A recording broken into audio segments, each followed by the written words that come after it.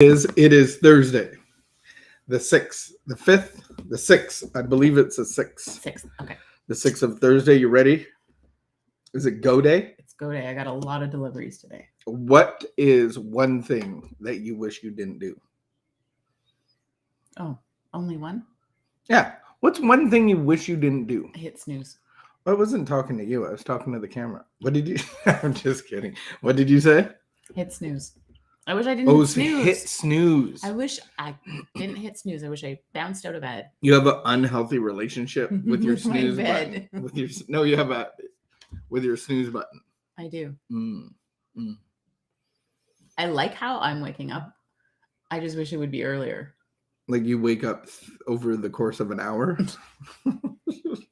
Rise and shine. I like to ease into the day. Yeah. Well, I think at some level the spiritual life is like the military life. It's like, attention, we're on the battleship. We have a mission. Let's go, soldiers. As long as one of us is getting out of bed. I do other things though too. Oh, I didn't get out of bed? No, you got out of bed. That sounded very judgmental. No. No, we both got out of bed. That is true. One thing that I wish I didn't do is make dumb comments. What is one thing that you wish you didn't do? Is that your real thing? What's the other thing that you wish you didn't do?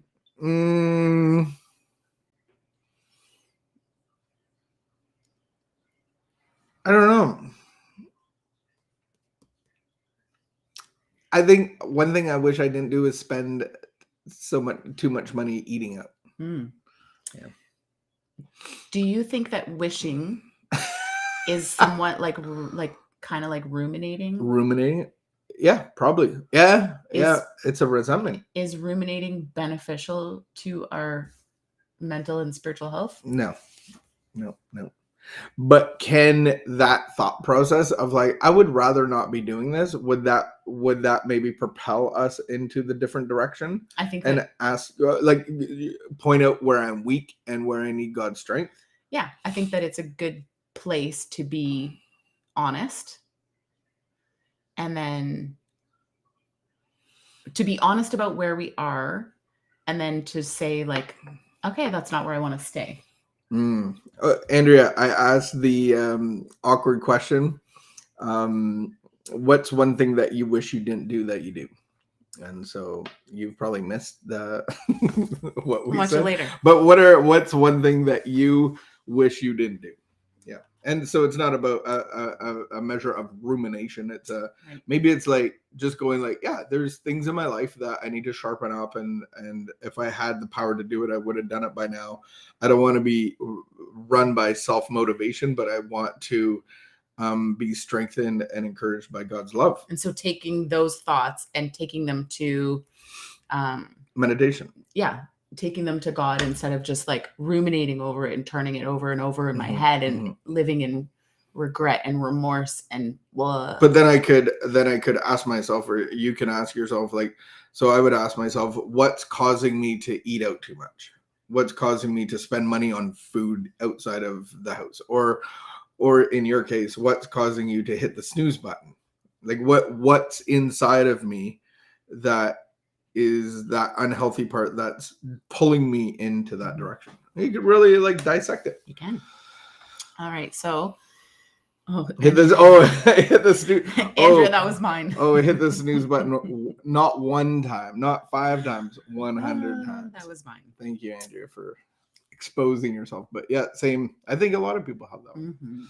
Let's get into our morning meditation. Getting into our reading. Sometimes it happens that a member at a meeting talks good program, but those who know them well are aware that it is only skin deep.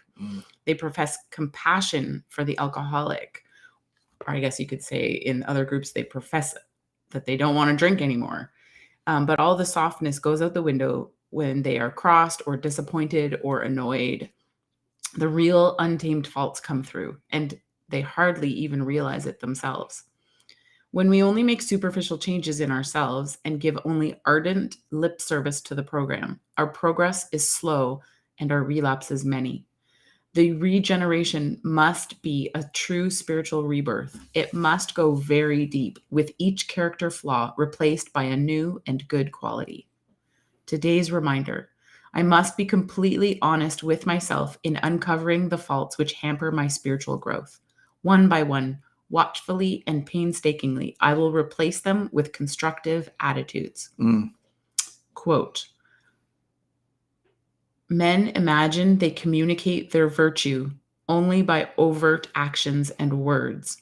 They do not see that virtue, or its opposite, emits a breath at every moment.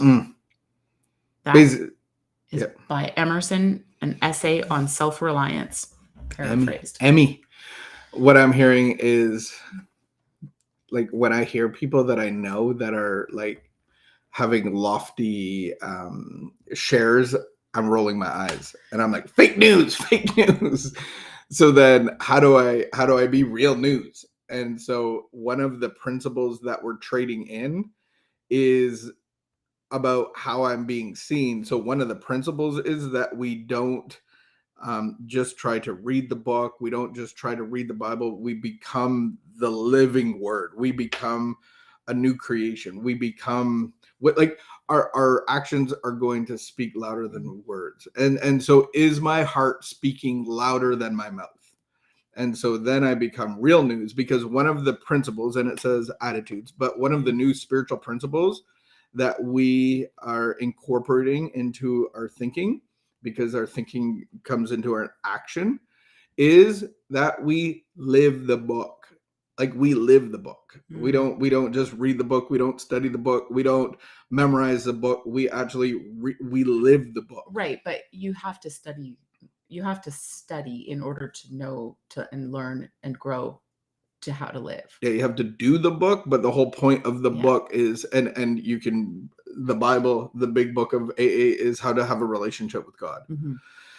But you aren't going to know that if you don't study it.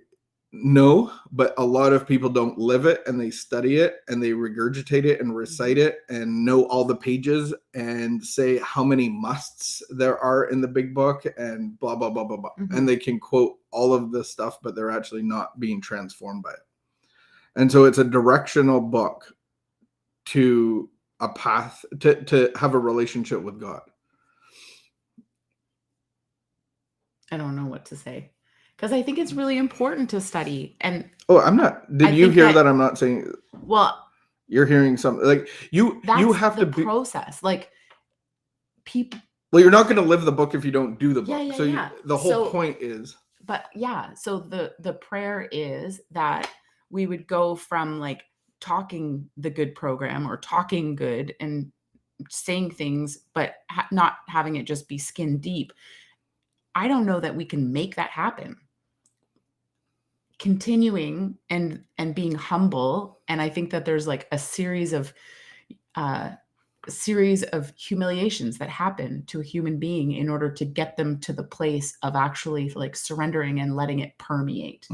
And I think that how I respond in those, like, humiliations that happen to my ego over, like, you know what I mean? Like, do you know what I mean by humiliations? Like, there's things that have happened to me. Like, there's moments that I can kind of pinpoint of, like, I thought I was doing the right thing. Like, I meant well. Like bursting your bubble. I meant well, and I thought that I was living well, but then, like, all of a sudden, it's like a mirror is held up and you go, oh crap, I really wasn't. And so then you have a choice to take that humiliating moment. It's humiliating to my ego.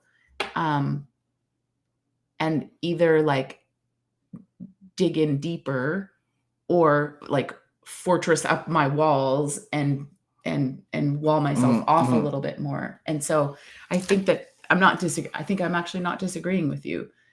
I think I'm just discussing the process of how you get from the one place that you were talking about to, like, the next place of where it actually has gone really deep. And I don't know that for every person they can pinpoint the moment where all of a sudden there was this realization and it went super deep. So, like, what I'm saying, it's not activity, it's a lifestyle. So like, you can't live the book without knowing the book. And so many times people of faith, like they are trying to live it without even knowing it or having a real relationship with the book. So you have to have. I've lived that most of my life, like lived as a Christian, but You're doing Bible school didn't now. ever really read my Bible or understand how to pray or understand really to have a relationship with God.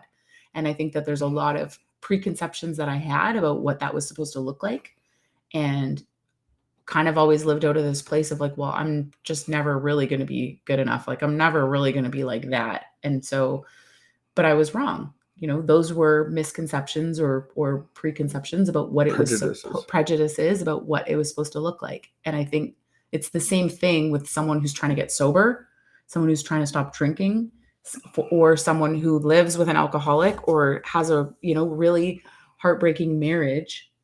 We experience these moments of my own ego being challenged, and I have the choice to lean into that and welcome it and allow it to change me. In the Bible, it says you can't hate your brother and love God at the same time. Right. And so the whole point of having a relationship with God through the process of coming to faith through the Word of God is really to love God, have God's love in you, so that we love the world around us. And so when somebody has a relationship with God that God dwells within, we want to study His Word. We want to be around His people. We want to consume God and have this relationship with God that's changing us from the inside out.